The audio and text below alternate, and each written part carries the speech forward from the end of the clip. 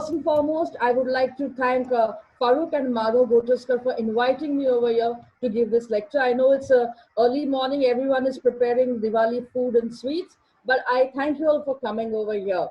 So let us go back to the Rashtrakutas, who they are, what they are. Let's make it more interesting than the boring way of, you can say, doing things over here. So we can say, Naveti Khalu Kahak Shitu Prakata Rashtrakutam. What am I talking over here? Well, it's not me who's saying it. It is the inscription in cave number 15, the Dashavatara cave at Ellora, which says that who does not or who is not aware of the world famous Rashtrakuta race. Well, everybody is not. Because I feel personally this is quite a neglected dynasty. I mean, yes, we know the Ellora caves and that's it, that is the end of it. But that is not true. Well, you all have the Satavahanas on one side, that is 2nd century BC to 2nd century AD almost. So it's about 460 years you have the Satavahanas ruling in Deccan region. Suddenly you find a gap over there and you all have, you can say the Gupta Vakatakas in a short, you can say, area. I will call it as because of matrimonial alliances they came together, and you all are the creation of Ajanta and Bar paintings. And then there is a whole big, you can say, dark phase. You all have invasions from the, you can say, south. That is, you all have the Chalukyas or Badami coming into Maharashtra. So when all these things kind of go on, you will observe that certain, you can say, dynasty is necessary over here to control. Who does it? Why do they do it? What do have they, you can say, contributed to? Are they really independent? Well, when you study an art, you got to study many facets of art. Before studying art also, many, you can say, things are there which we are going to, you can say, put it together for the construction. Any dynasty cannot be, you can say, arising just, you can say, out of, you can say, nothing. They have to have a base. And so we got to see how the Rashtrakutas were there existing prior to them becoming an independent dynasty. Okay?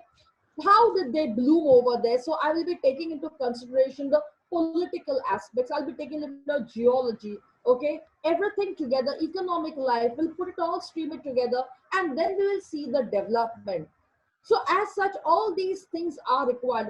I hope I don't become boring because I'm not going to tell you all about wars and whatever happened and this happened, but the basic things are necessary for understanding everything around. Okay, so let us go ahead with all these things. Okay, and we shall march and see how they develop and how art developed. And let me tell you all one thing, that when you say the Rashtrakuta art in Maharashtra or any, you can say, dynasty, do not take into consideration only the imperial dynasties, but you got to see people who also contribute in that era. So all that put in together forms the Rashtrakuta art. But they have contributed, and we come to know it is their contribution not only because of their style, but while doing something, they give the name of the era. So we definitely come to know that it is a contribution done during that period. So remember, Indian art may not be always an imperial art. It can be a folk art and it can be a court art simultaneously. And so the same thing happens with the Rashtrakutas also, who ruled for almost 350 years. It is just right below the Satavahanas, though they are not, they are forming from the early medieval period onwards. So it is a span from 740 AD to about 973 AD. But prior to 740 also, we have a whole list of them as Rashtrakutas, as feudatories. So you got to see all these things. We got to see the source of them also before we really go ahead. And as Lokmanya Balgangadhar Tilak says in the Gita Rahasya, he has said that when he analyzes the human soul as a part of the universal soul, where Jivatma becomes, you can say, Vishwatma, this blending, you can say, of this concept is observed in the creation of this art in the Rashtrakutas. You'll say, what is she talking about? Well, when you go into that, you'll see what have they, you can say, given us and how we have ignored all these things.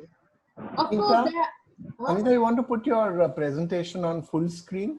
Yeah, I will. I've not started. Okay, sure. Sorry. Yeah, that is the reason I said, let me speak. Because sure. I just wanted to point it out. No, I'm not yet done anything, because when we go into it, I can start it off. So what happens over here is that we have several scholars who actually, you can say, are, you can say, responsible for the making us understand what exactly, who are the Rashtrakutas. We have Dr. A.S. Altekar, we had earlier James Ferguson, James Burgess, M.K. Dhaulikar has done, Carmel Bergson, Stella Cramrish, George Michel, Walter Spink, okay, A.K. Kumaraswamy, all of them have, you can say, contributed. And I was very lucky to work with Dr. Walter Spink, M.K. Dhaulikar, and Carmel Bergson. So I had been with them on several sites. In fact, I'll tell you all what I did with them also. And we used to have head-along arguments over there. And then ultimately, before Carmel left India, okay, we were sitting at Gateway of India and chatting about the Rashtrakutas. And I told her what exactly I felt, which I'll speak about later on. And then she finally agreed. She said, my God, how do you think? Because I said, unless and until you sit in one place for a long time and keep on observing, you will never draw your conclusions. So let us go now to the Rashtrakutas. I'm not giving you the dynasty and everything on the PPT because I don't really like. We can go directly into art later on. But before they were, you can say, feudatories, we got to see the, you can say, historicity of the Rashtrakutas also. So remember that before they were feudatories, and you can say after they became independent. So when they became independent, we know of those kings. We can go into a whole list of them. But the first famous one you all have is Danki Durga, who ruled from 735 to 755. His uncle Krishna the First, who did the Kailash for him. Dhruva, you all have, you got Amogha Varsha, and you all have Krishna the Third, who are all famous kings. We know this history. We know that they, you can say, had three capitals. From Ellora or Velapura, they went to Manyakhet, Malkhed, which is in Gulbarga district, and then they came back to Maharashtra at Kandhar in Nanded. How many of you all really know Kandhar? Where is Kandhar? Anybody, you can put in the chat box and tell me, or you can just write, yes, yes, we know it. So we really know exactly what it is. Okay, so you all have three capitals over here. Okay, how did they shift these capitals? Why did they? But while doing all these things, they contributed to art. So that is most important. So Rashtrakuta art is found in Maharashtra. It is found in Goa, Konkan region, Andhra Pradesh, and Karnataka. And here I actually now start off with, for you all, just for your understanding. 1 minute, sorry. And this is a map which I taken, one of the early maps from Rashtrakuta and their times, a very old one over here, which you all can see, which shows the territory of the Rashtrakutas. And on the borders, you will see Kalachuris. So there is a claim also that they were the feudatories of the Kalachuris as well. They were the feudatories of the Chalukyas also. So you can see the extent. So that's how you will see the extent of art. Now the Rashtrakutas also had alliances with the Pallavas, the Nolambas, the Gangas, the Shilaharas. Remember, we come to know these through epigraphical evidences. Numismatic evidences or exchange of coins is there, but epigraphical evidences makes us understand a lot of things, and this results in cultural exchange. Religious ideologies are blended together, artistic traditions, all of them have an impact on each other. And once again, because of this spiritual, you can say, aspect, the gateways, the doors are open for merchants and artisans to enter in. And this results in magnificent creations. So if I just, you can say, run away to Kanheri over there, I want you all to see the entrance of cave number 3. You all have over there Bactrian camels, and you all have the, you can say, you can say, earliest Buddha there, which is a Bactrian style Buddha, which indicates that Mumbai had, you can say, access to Scythians who came over here. As you already know that Mumbai had Scythians over here. So this art actually blends into it. So similarly, the Rashtrakutas have also, you can say, contributed in the same manner. Once again, I like to go into philology and everything before we run into art entirely. So the Rashtrakutas, when you look at it, who are they? What are they? Basically, it's a title or a post, okay, like a chief or a viceroy, okay, that is of a territory, a Rashtra, like we had the Kshatrapa system, okay, during the early times. From the Mauryan period, we had them. Kushanas continued it, and so you all had satraps of Kshatrapas in, you can say, Deccan in Mumbai. You all had the Kardamakas over here. You all had the, you can say, King Rudradaman is a Kshatriya. Later on, they declared themselves as independent and called themselves as Mahakshatrapas. Similarly, over here, you all have the Ratikas, Rattrika. So the Girnar Rock Edict of Ashoka 5 speaks about these Ratikas. So etymologically, Ratika is actually in Pali, it means Rashtrika. So it may be related to the Rashtrakutas or Rashtrakutas. They might have been Ratikas who might have had general, you can say, and they might have gained power over a period of time. And so Ellora, you can say, plates of Danti Durga, they tell us, you can say, about, you can say, the early, you can say, rulers. And they had this term like Mahasamantadipati in them. So you all have, you can say, early kings like Karka and all of them, you can say, having feudatory titles. These are the early kings prior to Danti Durga. And the Samangad plates immediately show the imperial titles like Prithvi Vallabha, Shri Prithvi Vallabha. So the change starts occurring. Again, these Ratikas or Rashtrakutas in the early times, when they started expanding, they even went to Gujarat and came back. Now, talking about coins of the Rashtrakuta period, they claim that they have discovered coins in Sanjan, and I've seen a few of them, but very vague coins. We're not going to enter into that. But you do find a mention of coins in inscriptions like the Brahma, Suvarna, Gadyana, Panya, Pannu, okay, Kashu. So all these coins have been found, but they are in silver and they are in copper. They have, you can say, a Garuda, or you can say motif on them and a few things. But not many have been issued. Why? A question occurs. Because see, when you study Indian culture, always make it a habit to say why. Okay, why is it? Because of the, you can say, accomplishments and all, they were not able to, you can say, probably issue as many good coins. Many a times you'll find that because they were the feudatories of also kalachuris in some parts, you will find that kalachuri coins are also in vogue. Okay, many claim that Kalachuris occupied Mumbai and all these regions over here. Of course, I disagree, because maybe in a way they were, because the Rashtrakutas were under them. The Chalukyas, of course, defeated them over there, but you will see that the Chalukyas never went beyond the, you can say, Narmada.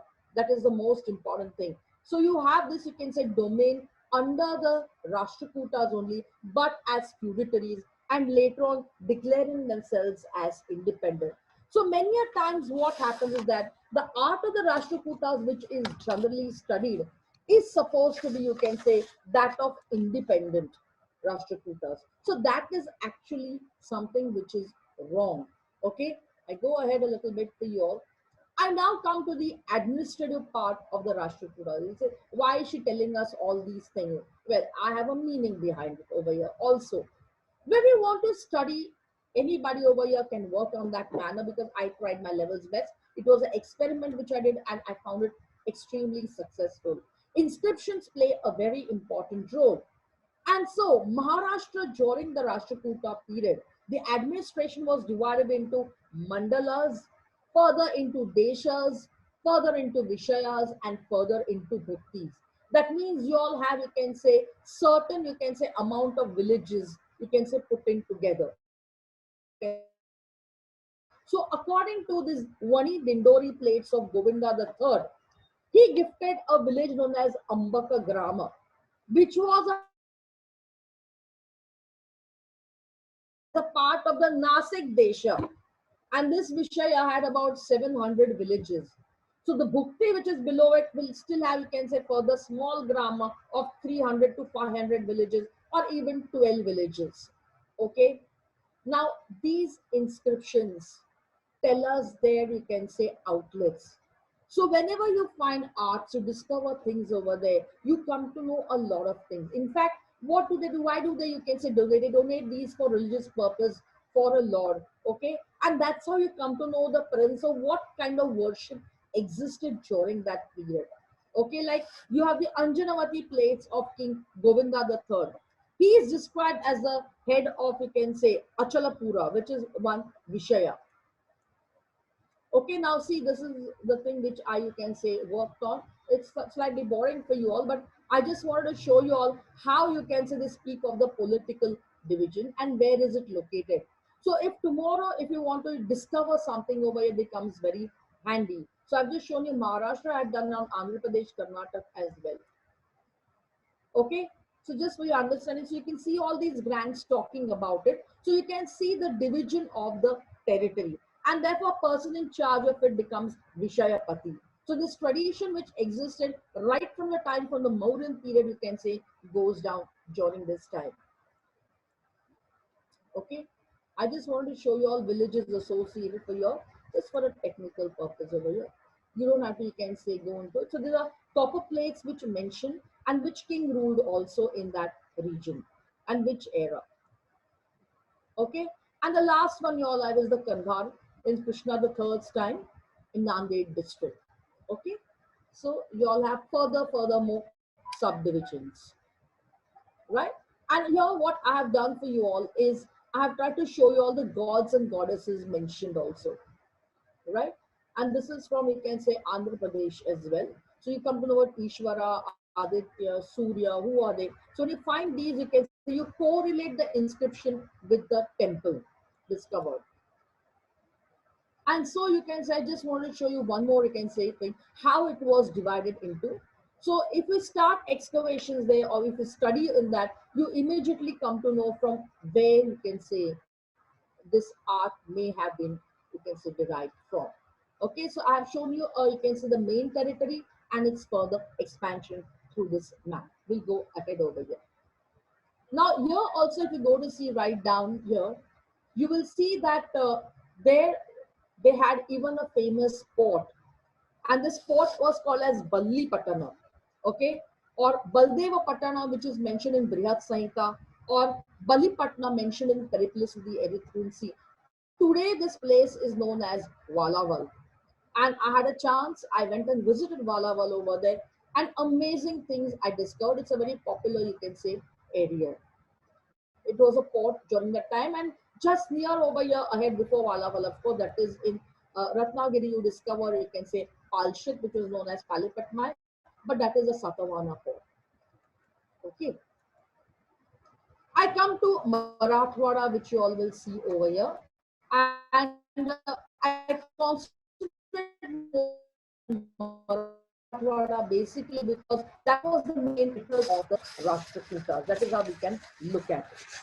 Okay, so most of the, you can say, archaeological sites which I'll be talking about are near Latur or Dharur, Usmanabad over here, and Aurangabad. And what has unfortunately happened was these places were invaded and taken over. So the forts which were built by the Rashtrakutas, what happens to them is that they were, you can say, rebuilt and taken over by the Mughals, by, you can say, the Bijapur, this thing also, Adil Shah also as well, and everybody later on. And therefore, you cannot really, you can say, you find only a few remnants of what they have done, and inscriptions play an important role in making us understand these things. So here I've just shown you the district of Maharashtra. Nanded, which became their third capital, is very important. So Latur, Nanded over here, and in Solapur part of it later on is has, you can say, Rashtrakuta sources. Again over here, this coastal line. And here I would like to, you can say, mention something very interesting is that they also had feudatories under them. For example, the Shilaharas, who later on became independent. You all have the Shilaharas. We are split into Shilahara of Kolhapur, Shilaharas of Thane over here. So, and Shilaharas of Konkan over here. So when you all look at all of them, this area was under the Rashtrakutas. So their contribution is seen over here on the coastal line. That is the reason why I said over here Apranta. So even Sindhudurga, I found, you can say, certain findings of the Rashtrakuta period. Okay, so this entire, you can say, Nashik Desa was also under them. So you can understand because you all have inscriptions to prove their control over here, right up to Bhandak and Nagpur area was under them. Chandrapur was also under them. Unfortunately, people are not aware. They feel it's Aurangabad and only Aurangabad. But as territory is, you can say, increased, they shifted their capital from Velur right to, you can say, they went to Gulbarga, and from Gulbarga they came back to Nanded over here. Okay, I just want to show you all the, you can say, distance. So it was most convenient place for them to be around over here. Okay, so now here I, you can say, just give you all the list of, you can say, contributions done by the Rashtrakutas. Of course, you may find it very boring, but I'll just show you all, introduce you all to each one of them over here. So here you all have, you can see, we divide the entire thing into, you can say, the religion first, and then we will go into their contribution. So when you look at the religion which persisted, you can say, existed during the Rashtrakuta period, you all have the Saguna worship, or the worship of Puranic gods like Shiva and Vishnu. Then you all have Shakti worship, you all have the Saptamatrikas and Lajja Gauri. So you all have Vaishnavism, Shaivism, Shakti cult. You all have the solar cult or Surya worship. Then you all also have worship of hero gods or Virgals. You all have worship of Kshetrapals, and there is Jainism and Buddhism. So these are some of the things which you'll find, because most of the sites you'll see are religious sites. So you have secular also art over here, as well as sacred art in this region. So here the main contribution which you'll see, let us start from Mumbai itself. You all have over here is the Canary Cave number 11, the Darbar Hall. Again, parallel I've shown over here Maharwada. So both of them together belong to, you can see, the Buddhist contribution. The Magathane caves which you all have. Then you all have Ellora, right from cave number 14 to 28. But those are supposed to be only, you can say, Hindu Brahmanical caves over here. Then Jogeshwari and Ganesh Leni. Now these all I am talking about is when they became an independent dynasty. So before they were feudatories also, according to me, yeah, the contribution is done, you can say, during the period when they were, you can say, only feudatories and not independent. Again, you all have the Jogeshwari cave or Ghatnandra and Aurangabad, Rudreshwar cave at Janjal. Then you all have Mahur or Pandav Leni, then Takli Dhokeshwar Leni, Bhokardan caves, Pataleshwar caves, Ambezogai caves, Kharosa caves, Ankai Tankai in Manmad, the Bhandak caves in Chandrapur. Then you all have the Jain caves from cave number, you can say, 34 to 37. Then fort at, you can say, from cave number 30 actually. Then we have the other caves also around over there. Fort at Kandahar. Then the Jagatunga Samudra Dam. Cave number 1 at Elephanta. Plus you all have structural temples. I'm just restricting myself only to Maharashtra for you all. You all have the Kaleshwar temple, Kalika temple at Ramtek. Then Shiva temple at Ghatala. Then you all have a Jain Basti at Pendur, which you find. And you all have the caves at Lanja Ratnagiri, which I also discovered. So both the Jain Basti was also discovered by me in 2001, and even the Lanja caves. Right? So I have just divided, you can say, the religion for your understanding over here as Saguna form of worship, that is in Vaishnavism, Shaivism, Shakti, solar cults, that is Surya worship, Virgals, Jainism, and Buddhism. Right? And so we can start off first with, before looking at, we won't go through each cave and pillars and everything, but understand these basic things over here. So the most popular figure which you all see over here is Latulisha, who is, you can say, considered as the founder of the Pashupata sect, and this cult was very, very popular during the Rashtrakuta period. And Somodeva in Yashisha Tillak, he speaks of two broad divisions. So when you are studying art, religion is also a necessity. And you all have the Dakshina Marga and the Vama Marga. And so Vama Marga is Aghora or Tantrism. And here this is Dakshina Marga is proper Shaivism. The Shiva is the, you can say, ultimate reality. And that is reflected over here through all the sculptures. And one thing which I like about, you can say, the Rashtrakuta period is that, just as it is said, Akasha patitam toyam yatha gacchati sagaram sarvadeva namaskaram keshva prati gacchati. That means, just as you pray to any god, prayer to any god reaches the ultimate, just as water from the air goes to the sea. Similarly, over here, that is what is blended at Ellora. You see Buddhism, Shaivism, Vaishnavism, Shakti cult, and Jainism patronizing his export. And Shaivism, of course, because they loved it very much over here. So Shiva for them was the ultimate reality.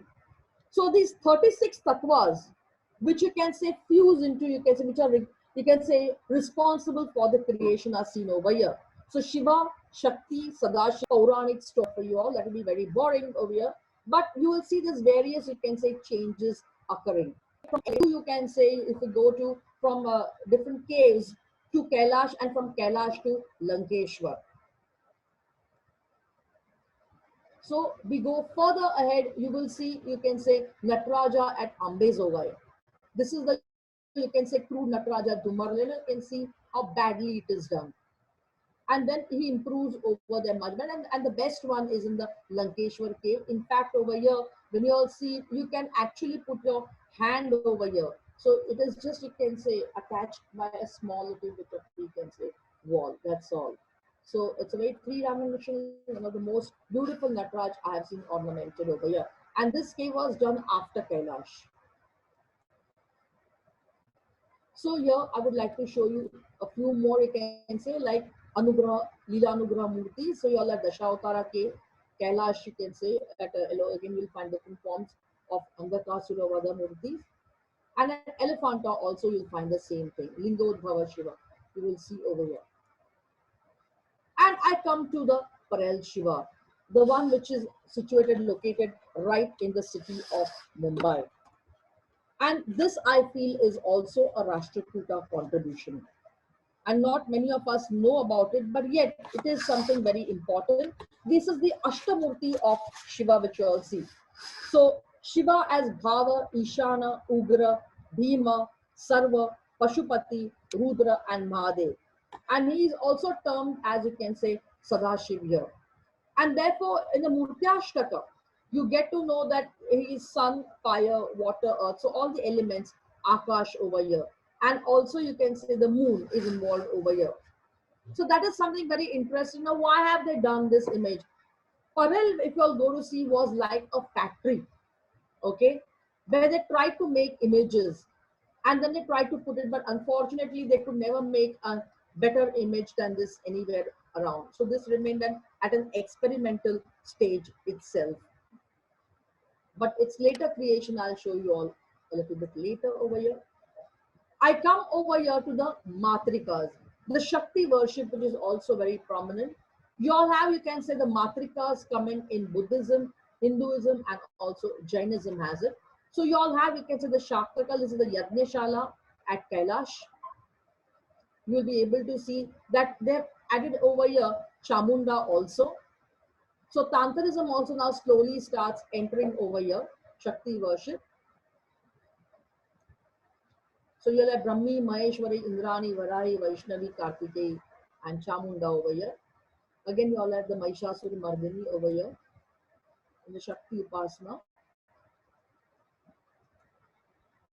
And you all have something called as the Lajja Gauri. So Lajja Gauri is a very beautiful concept which existed in India right from the Satavahana period. What I would like to show you all is that this Lajja Gauri, you can say, the tradition continues in the Rashtrakuta era. And you will see her as a Prasava Devata on the Nandi Mandapa outside cave number 21 at Ellora, just like giving birth over here. And a similar Prasava Devata, but a small, like a seal, was found at Elephanta. Today it is in the Chhatrapati Shivaji Maharaj Vastu Sangralaya, kept in the storage. And what is so unique over here is that Alampur, which was another gateway for the Rashtrakuta, there's a Pratoli or a gateway at Alampur done by the Rashtrakutas. You find also a Lajja Gauri over there. You find it at, you can say, Kandhar also. Lajja Gauri, a tradition, large, huge ones. And you all have, you can say, Lajja Gauri is earlier existing at Ter, so which belong to the Satavahana period. But this tradition continues to exist over here. And why do you have these Prasava Devata? Now, there's only one which I saw, identical one seen at Elephanta. So you can see the connections over here as well. So Lajja Gauris of the Satavahana era, you'll find it in Mahakut. Mahakut also became a part of the Rashtrakuta era later on after they defeated the Chalukyas of Badami. Okay, so you have Lajja Gauri as a tradition where she is shown as a lotus-headed goddess. If you want, I can tell you all the story, but then it will be a too long extent over here. Again, what you all have are the Gaja Lakshmis. So Gaja Lakshmi is another very prominent one. So you'll see them at Sopara also. You will see Gaja Lakshmis in the Heras Institute, which is brought by Father Heras. Kailash, you'll find Ravan Ki Khai, Neelkanta. So everywhere you'll go, Gaja Lakshmi became very prominent. Later on, she was put on the lintel. So though Garuda was a part of it, you find her, you can say, coming on the lintel as well, later on in temples. Brahma is another form which you will observe. So you have Brahma on the Shikhara, Brahma at Ellora, Brahma from Sopara, Brahma from Thane, you can see, which was discovered in the lake in Thane. So you can see painting around it as well.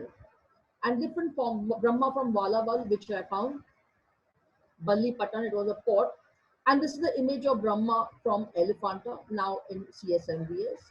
So you can see the development of Brahma. He is not Mahesh Murthy, keep that in your mind. Again, you all have is the Vishnu. When you see Vishnu, Vishnu is also shown in different forms over here. So Vishnu as Sheshashai Vishnu is seen over here. You'll see Vishnu with Garuda, Vishnu as Vamana Avatar, Govardhan, Narsimha. So Asana Murti, Shayana Murti, okay, and Avtaras of Vishnu are very much more prominent. All of them living happily over there together, okay. You'll have Harihar from Sopara, half Vishnu, half Shiva. Vishnu of the Shikhara. I'm not entering into, you can say, Shiva as an androgen and all those things because those are there. But most prominent ones which I would like to show you all are these. Another one aspect which I forgot to tell you all about Parvati is you'll find over there Parvati on Godha. That is Parvati on a lizard. We generally don't know about it, but you will see that also at Ellora. So you all have the Sheshashai, you'll have the Vaman Avatar, Narsimha Avatar. Again, when you look at the Narsimha Avatar, let me tell you all, there are two types of Narsimha Avatar. One is an Ugra kind of a Narsimha Avatar, and the other one is Girija Narsimha when he's, you can say, single and quietly sitting down over here. Or Kevala. So here you all have them. Different types of Varaha, which is derived from the Udaigiri caves at, you can say, in Madhya Pradesh. But you have the Varaha avatar also being worshipped around. Again, it was possible mainly because of the type of the rock over here. And since the rock was suitable, they were able to make cave temples all along. However, when they shifted their capital to Manyakhet and also to Nanded, it was not possible to make. So you do have caves at Mahurgarh and Kharosa, but the rock is not good enough for them. So you see that from cave architecture, they shift to temple architecture. That is what really happens. Again, when you look at caves like Jogeshwari, you will see because of the rock, you don't find, you can say, much work done here. I just wanted to show you all the suitability and availability used in temple architecture because we are running short of time. I'm not entering into this, but that stone, like for example, you will not find over here the Rashtrakuta temples which are done are structural temples and they do not have, you can say, sculpture. They're added onto them like stucco art. All right. So this is what you'll find over here in these temples. And I've shown you just over here the regions. And these are the Rashtrakuta temples and what kind of rock is found over here. So let me not enter much into this aspect for you all. Because again, it is by itself, you'll see. And the same concept is found in, you can say, the temple rock. So that's how you study because they have used local rock for construction, so granite. I come back to caves again over here for you all. And this is Takli Dokeshwar where you'll find Saptamatrikas. So on your way you get to see these. You will see Parvati on Godha over here. And this is Ganga, by the way.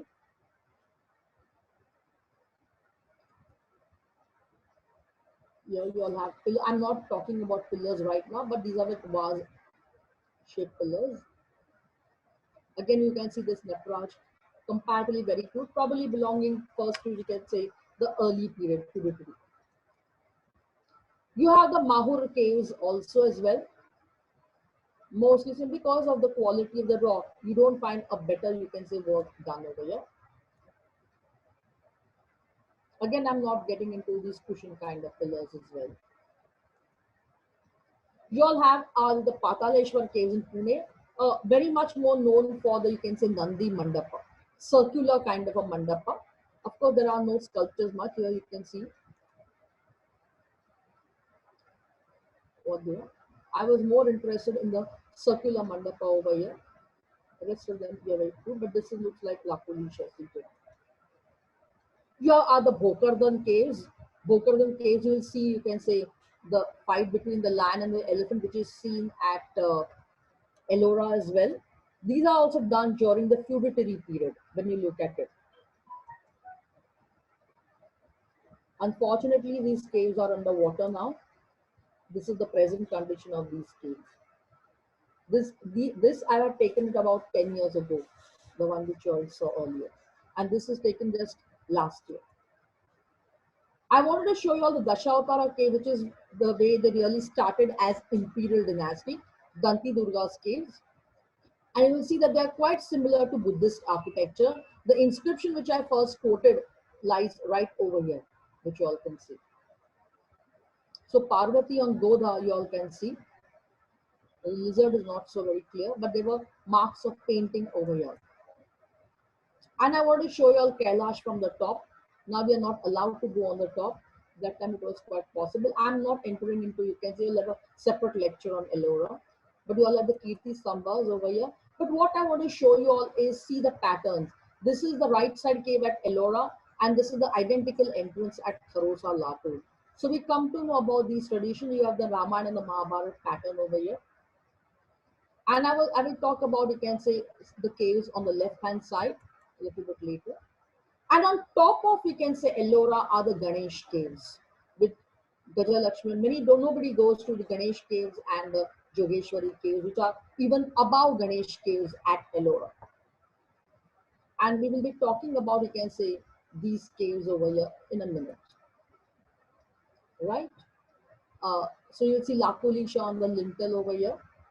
And this is where I discovered, you can say, one of the biggest incomplete Mahesh Murti at Ellora. I come to, you can say, the Mahesha Cult, which you all get to see. This shrine, as you know, is at Elephanta. And I was telling you all, I had a chance to visit, you can say, this Mahesh Murti at Elephanta on top of Mahesha with Kamal Bergson and Walter Spink. This was about 30 years ago. We decided to, you can say, search around over here whether they wanted to make a fourth image and open up this gateway, but they were not. Now, why do you think this was not done by the Kala? You only understand that this Mahesh Murti is inside, it is not outside protruding.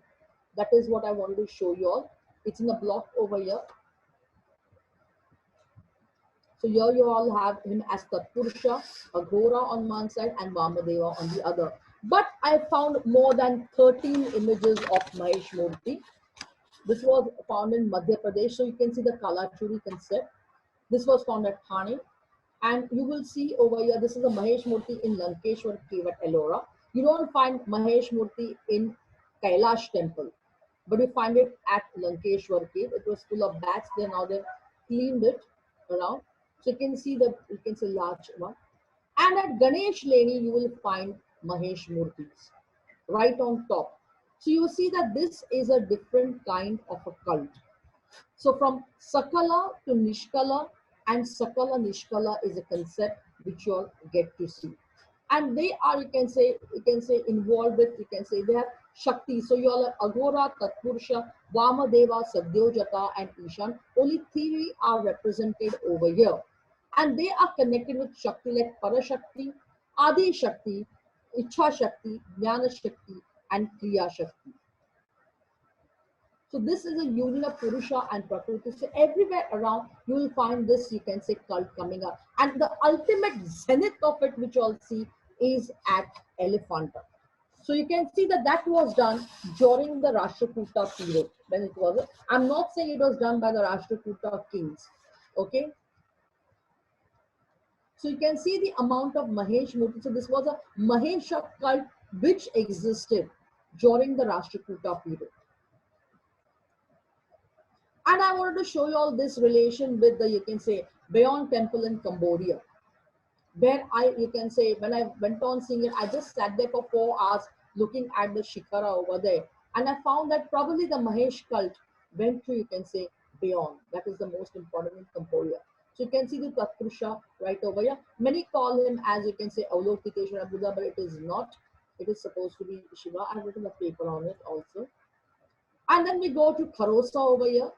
You can see that they are granite caves and they're spoilt entirely, but you can see the caves, how they were like. And you all have the Ramnagraha Natraj over here. Something very unique about, you can say, the Rashtrakutas are elephants. And so at Ambezogai, you will see these are also similar pattern to Bokardang as well as to, you can say, Pataleshwar lower near the river. And you'll see elephants also panels over here, Nandi Pandapa. And exactly opposite across are discovered Jain caves also as well. And they had over there also elephants. Again, I discovered one temple which had, you can say, Sthanaka Narasimha or a seated Narasimha. So you see traces of, you can say, Jain, you can say, images here. So Shwetambara and Digambara. I come down to the Kandhar region over here, which was actually, you can say, there was a fort and a dam built. And the Jagatunga Samudra Dam was actually built by Krishna III, who made this as their capital. This is the plan. Of course, this Kandhar fort was redeveloped, but what you find over here are traces of the Kshetrapal or Vastu Purusha. So you can see his hand at a Bija Puraka. It's in a very dilapidated, but it was a big one like our Bahubali at the Gomateshwara statue. So you can see the foot.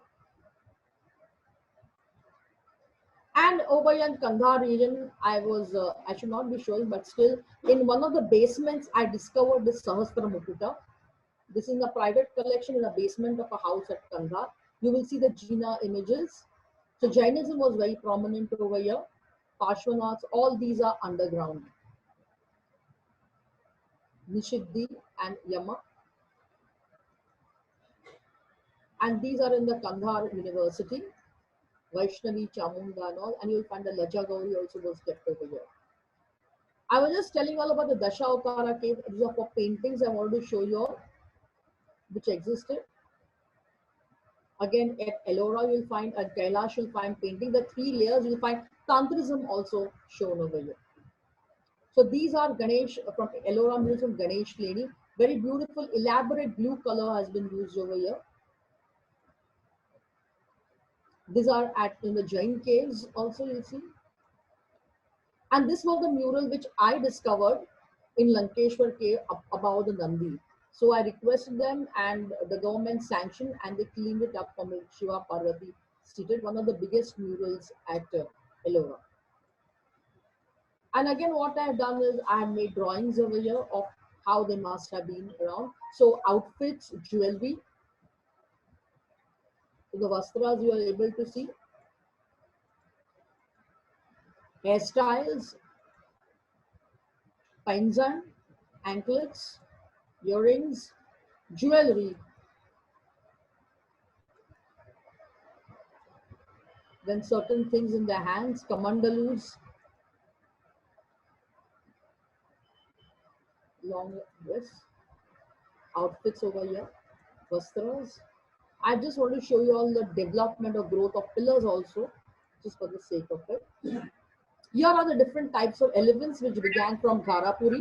You will be able to see the process of development and right to Ambezogai. And the last evolution you all see is at Ellora only, but beyond cave number 34, 35. So you will see this was done by the Shilaharas over here. And you all have warriors shown. And here is the biggest Parshvanath ever seen from Ellora, which is not a part of Ellora caves anymore. I want to show you all this Basdi, which I only have discovered in 2001. I can prove that to you also because I was newly married and I went over there because they said that don't go up there, you're newly married. There are Zakhinis over there. And Zakhini, when you look at it philologically, means Yakshini. Zakhini is used in Ardha Magadi. And this is when I discovered this Jina over here with Nishiddhi and everything around. And I found similar, you can say, pattern at LA Museum in US of the Ganga rain. So you know from where this must have come, but it shows the presence of Jainism in Konkan region. Another aspect which I found at Pallavas and all these places are Jain Brahman Mandir. And I was quite shocked to see this Jain Brahman Mandir, that actually this Nisiddhi is put over there, and you also have an ant hill. So probably when a person took Samadhi, a Jina took Samadhi, he was a Brahmin, means educated. And so they worship it as Jain Brahman Mandir in Konkan region. These are the Lanja caves which I discovered. And you will see over here that this is Brahma. And this image which you all see is quite similar to the one in Udaygiri caves in Madhya Pradesh. This is, you will find over here Sthanaka Narasimha, who is seated over here. Again, you all have monolithic shrines of Vanagule, which I only discovered over here. Small, you can say, monolithic shrines near Chindravali. 5 of them I discovered. And you know that this was a trade route because Vanika Patha, what you can call it as, on your way. And I reached from there all the way to Goa because I found identical monolithic shrines also in Goa. Here you will see them all. You'll be able to understand that Khandepar caves over here are similar to them. Again, these are the hidden caves of Koda. They're yet in the same condition when I found them. You will find worship of Vetal also very, very prominent. Talking about Buddhist shrines over here, well, at Kanheri itself, there are 5, you can say, sets of cults. Apara Selyas, Chettikas, Mahasangikas, Dharmottaryas. You all have the Sadharma Pundarika several. What I'm more interested is in this shrine, you all have the Rashtrakuta inscription. Now, this is the Maharwad of Ellora. This is came in the 1112. There's a confusion over there. The Darbar Hall. This must have been like a Uposata or a Bhojana Matappa scene. So one is horizontal and the other one is vertical, same in style. So you can see the flow, there can be flow of artists also from there, but this was done during the Rashtrakuta period. Like the same you will see at Dothal, Teenthal at Ellora, and you all have the Dashavatara cave. Identical. Maybe probably this Dashavatara cave was, you can say, earlier meant to be Buddhist and converted into a Brahmanical shrine. Wells. Wells is another contribution done by them, different types of wells. But I would like to talk about this Paryoka Talab in Kuldabad, which has got actually steps done. This is near Shuli Bhanjan, and this was later on used by the Yadavas also, and even during the time of Malik Ambar. So you all have Janardhan Swami coming over here near Surya Kunda taking a bath over there with Eknath Maharaj.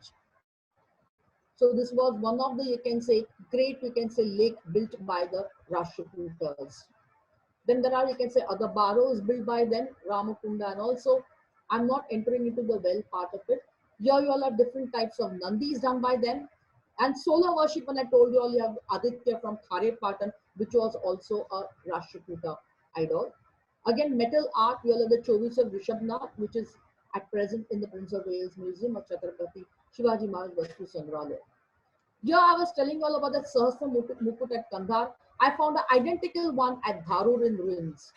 I mean, I felt like picking it up and getting its yet over there.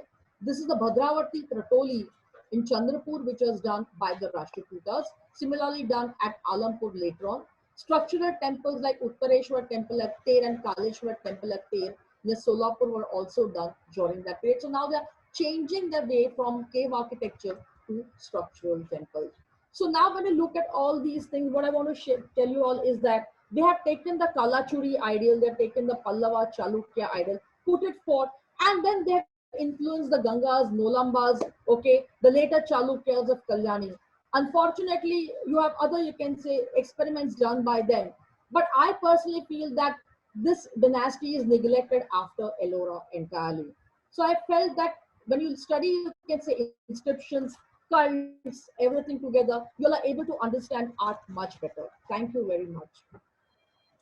Thank you, Anita. That was most fascinating. You took us through so many centuries of history. Am I right in saying that the number of inscriptions are very less? It's more treated on statues and on sculpture. There are lots of inscriptions outside, maybe not on the sites. But what happens is that I showed you a whole list of inscriptions. We should learn to, you can say, check a site on the basis of inscriptions available in that area. Okay. the saddest things we Indians do is that we don't like to put everything over there. So you don't have, you can say, them putting for each and every shrine an inscription. Okay. But the ones which are available, what language do they use? Or what script do they use? Brahmi. Brahmi. Okay. But late Brahmi. Okay. And then you all have Kannada script and all also. So when you go further down, you all have other scripts. Further towards the south. Okay. Yeah, yeah. Okay. Shall we look at the questions now? Sure. Did all the religions coexist, or were they, they follow each other in serial? I mean, no, they coexisted. First was Buddhism, but of course there's a decline in Buddhism and there's a rise in Jainism and Hinduism. So Puranic religion is what you find. And of course, local deities. I forgot to mention, Betal was also worshipped during that period. Okay. Question was, can you tell us a little more about the Chinchilla plates? Somebody heard of them and they were enthused to know a little more. Yeah.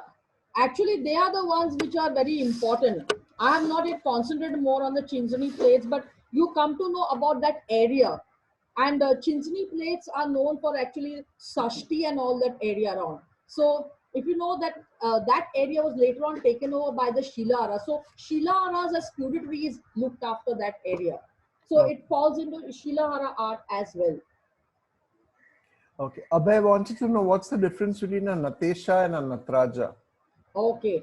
See, it is the dancing posture.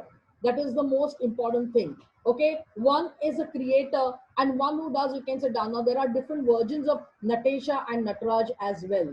So it depends upon how you take it also, in what manner. And his actions or mudras also shows who is he. Okay. Again, staying with Abhay's question, Lajja Gauri has much similarity to some Deccan petroglyphs, is what he believes. So could you please share the story of the lotus head and the evolution of the Lajja Gauri? Sure. Definitely. Now, the story goes that one day, Shiva and Parvati were making love in water.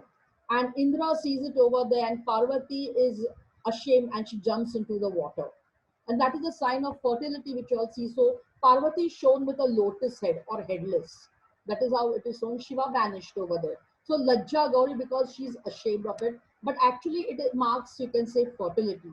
Talking about petroglyphs over there, I have not found any, you can say, Lajja Gauris over there in petroglyphs. No, I have not seen. But I have seen, you can say, figures which look like, you can say, the female organ.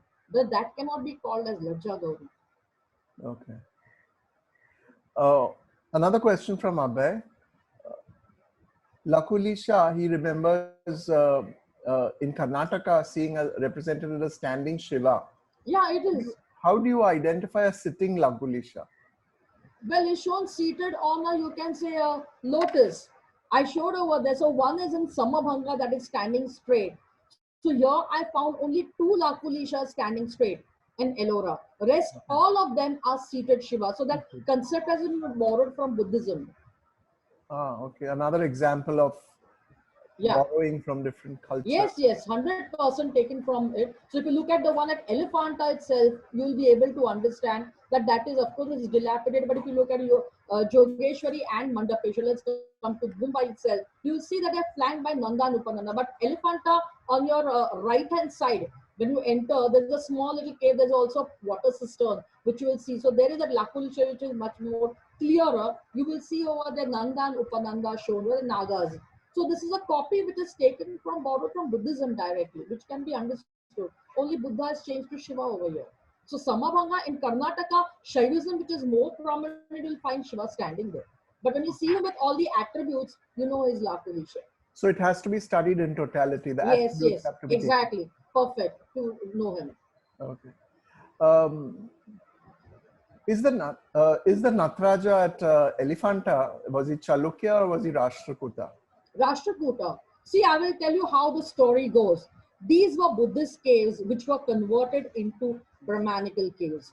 You will say how? Now, when you look at all the panels are inside. Okay, they are not, you can say, coming forward. So if you look at cave number 3 or 4, you will see the Dwarapalas are out, you can say, and not in. But all the square panels which you all see are right inside a closet. Nothing is portrayed including you can say Mahesha Murti. They are not Chalukyas. That's a wrong you can say thing altogether. Because if it was Chalukyas, that same tradition you would have seen in Chalukyan art down. You Also, don't see. Yes, okay. you don't see. So I wanted to tell you all one thing, that this was a phase at Elephanta from feudatory to independent. And that is why the three panels which you all see, the Mahesh Murti, the Androgen, and the Gangadhar Shiva, were done much, much later. Okay, because in plan it is similar to the Dhumar Lena, which was done when Rashtrakutas were just acting as feudatories. When they became independent, you will find an evolution of Mahesha Cult, and ultimately you will find it done at Elephanta. Okay. The next, staying with the same question, staying with again Nupur's question, in which caves are the yin and the yang and Mahesh Murtis, which you showed on one of the slides? Hmm. Where are those? Yin and you will find them in Ganesh Lanis. Okay. Ganesh Lanis are above Ellora. Okay. Ellora caves, and above you have to climb still more higher than Ellora, and you will come to those caves. So not anybody, very few people who know go up there. Okay. And Nikita wants to know how important was the belief system of the rulers to the way the gods were interpreted. Well, actually, you do believe. Now, for example, Amoga Varsha, actually, he's a Jain, but he has actually offered his finger to Mahalakshmi when there was a calamity, something like Mahamari, like we have today. He had offered. So, a Jain offering his finger, little finger to Mahalakshmi, indicates that they really did believe in all of them. And that is the reason why at Ellora, you'll find all of them living happily ever after. So, this is something which I have observed in Maharashtra. That barrier is not observed not in North India, not at all over here in Deccan, and South India you'll find a barrier even between Shaivism and Vaishnavism. This is Okay. not here. You don't find. The Rashtrakutas were very lenient rulers in that manner. You focused on sculptures, maybe because it was predominant. Are there any paintings from that era? Are there Yeah, any? yeah, I showed you paintings over there. Yeah, but Because, not the same proportion. I mean, there was a smaller number. yeah, yeah. Now these paintings are done in Casey. What happens sometimes when you go to finish a thing in hurry, you do paintings. Okay. Right? So that is the reason you'll find them painted. So the ideal painting which you find are at Kailash temple, you'll find them in Indra Sabha, Jagannath Sabha, at this thing, the cave number 31 to 34. There are paintings, and you'll find beautiful paintings. So Samudra Manthan and all is seen in Ganesh caves, Ganesh lady upstairs. And Lankeshwar cave, I found paintings. So Okay. the other part of Lankeshwar cave is yet to be conserved. Only that painting part they have done it, so they have made the mural alive. But actually, maybe this cave was used later on by, you can say, hermits or sages, and therefore they have, you can say, spoiled the whole cave. It's completely blackened, but it has got the best sculptures. So that brings us to the end of the questions, Anita. There are lots of appreciative comments, good images, very enlightening, very beautiful, thoroughly informative, great presentation. Yes, and Gauri wants to know, how did your interest in this art start? Well, actually, it began long, long time ago. Because when I was doing my PhD, let me tell you, she said, do on Rashtrakutas. I said, fine. And when I went over there, I started weeping because there were great scholars who had done everything. I don't mind telling you the truth. It took me almost 20 years to do my thesis because I went on discovering things. In the meantime, I developed brain tumor. In the meantime, I lost my legs also, both of them. But I said, no, I will keep on hunting and doing things. And I discovered, and ultimately, when I gave, you can say, two big, you can say, bunches away, my guide got a shock of her life. Said, I shall complete it. And Dr. Walter Spink was with me, and he said, Anita, leave and do all the other things. Why? I said, no, I've taken it up as a challenge. So I discovered many more things in Ellora because I used to spend, you can say, days, and every day, like one day I would go hunting only for Parvati on Godha. One day I would go just hunting for certain things around over there. So every day I would discover new things, walk, and like that only I found several routes over there also. And one fine day while climbing the mountain, I went on the other side and I bumped into that Parshvanath cave. There was a way to go from the other side, and then the giant monk over there got a shower. Where did you come from? I said, from top of the mountain. I don't have, I said, any this thing. I had not even eaten food over there, but just walked alone with my camera. And then he showed me a couple of wonderful things over there. The same thing happened in Konkan also, that I used to walk and I discovered many sites over there. So when I saw the giant Basdi, I started laughing over there. Now people claim we found it, but that was not true because, like a good girl, I discovered the head of the, you can say, the Gina also there, and I placed it on top of the Gina's head. And I said, okay, I said, I don't like to throw things. But next time when I came after 6 months, the head had gone. I rediscovered it down, fallen over there, picked up. I told the village chairman, this head will stay with me until you clean up the entire area, and so on. So the entire village knows who am I and what am I. I said, you clean up the place, I shall give the head back to you. But it Wow. stays with me forever over there till you can say you have done up. So now it has become a tourist spot, that area. Each one goes. But I had told about it earlier in Samwa that I have discovered this. So you had people flocking in that area like petroglyphs, as you know. So it is just when you go around, you search. That is it. I mean, So I loved it. That is it.